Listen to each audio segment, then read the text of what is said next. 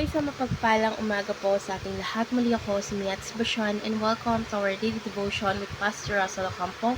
And today is January 15, 2026 and our topic is all about Satan, the deceiver, and the father of lies. So our concept is all about Satan, the deceiver, and the father of lies.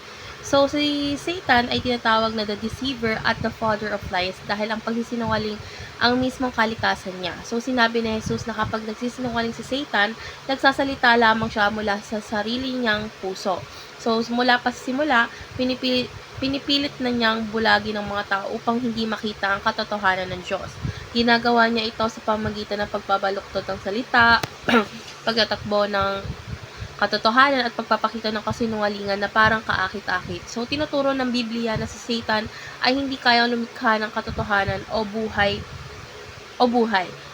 Tanging kasinungalingan at kamatayan lamang. So, kahit aktibo si Satan is hindi siya kapantay ng Diyos dahil isa siyang talunang kaaway na kumikilos lamang sa loob ng pinahintulutan ng Diyos. So, sa pamagitan ni Jesucristo, ang liwanag ng katotohanan ay sumisikat at binabasag ang mga sinungalingan ni Satan. So, our Bible readings for today is all about John chapter 8, verse 44, ASND version. Kayo'y isa inyong amang dyablo at ang nais ninyong gawin ay ang mga pagnanasa ng inyong ama. Siya'y mamamatay tao mula pa sa simula at hindi nananatili sa katotohanan. Sapagkat walang katotohanan sa kanya, kapag nagsisinungaling siya, nagsasalita siya ayon sa kanyang likas na pagkatao, sapagkat siya'y sinungaling at ama ng kasinungalingan. So ngayon nadako na tayo sa ating teaching. So yung first teaching is Satan destroys trust through lies. So, sinisira po ni Satan ng tiwala sa pamagitan ng kasinungalingan. Ginagawa niyang pagdudahan ng taong kabutihan at katotohanan ng Diyos. So, kapag nasira ang tiwala, madaling sumunod ang puso sa maling direksyon. Second, Satan deceives mind away from truth. So, nilalayo ni Satan yung isip ng tao sa katotohanan ng Diyos. So, pinapalitan niya ito ng malinaw na katotohanan. Pinapalitan niya ang malinaw na katotohanan ng kahalahating kasinungalingan. So, kapag ang isip ay nadaya, ang maling paniniwala ay nagiging maling pamumuhay. And last is Satan darkens hearts to reject God's light.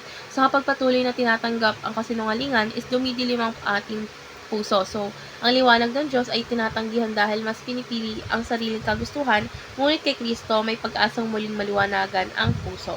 So, ngayon nadako na tayo sa ating application. So, yung first application is depend on God's word as the standard of truth. So, ang salita ng Diyos ang sukatan ng katotohanan natin. So, hindi ang opinion ng mundo. So, kapag alam natin ang salita, mas madaling nakikilala or makilala ang kasinungalingan. So, ang katotohanan ng Diyos ang nagproprotekta sa ating mga puso at isip.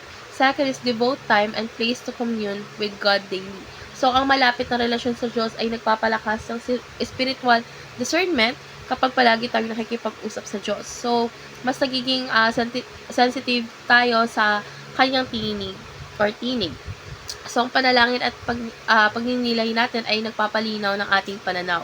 And last is discern the spirit of truth from the spirit of lies. So, hindi lahat ng naririnig natin ay galing sa Diyos. So, kailangan nating suriin yung bawat turo, mensahe at kaisipan sa liwanag ng salita. So, ang Espiritu Santo ang tumutulong sa atin na makilala ang katotohanan mula sa kasinungalingan. So, ngayon dadako na tayo sa ating last part, which is our discussion. And our discussion talks about in what ways do we follow the lies of Satan and what should we do about it. So, for me, madalas natin sinusunod ang kasinungalingan ni Satan kapag mas pinaniniwalaan natin yung emosyon natin, takot natin, o opinion ng mundo kaysa sa sariling salita ng Diyos. So, sa devotion na ito, natutunan ko na ang kasinungalingan ay madalas hindi lantad.